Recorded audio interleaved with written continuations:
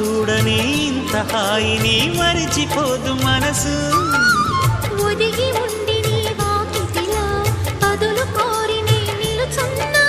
దారి తెలియని చీకటిలో వెలుగు చూసి కాదంటానా. ఊరించి ఇది ఏ మాసం? ప్రేమించే ప్రతి గుండెను అందెల సందడి చేసే హేమంతం ఇది.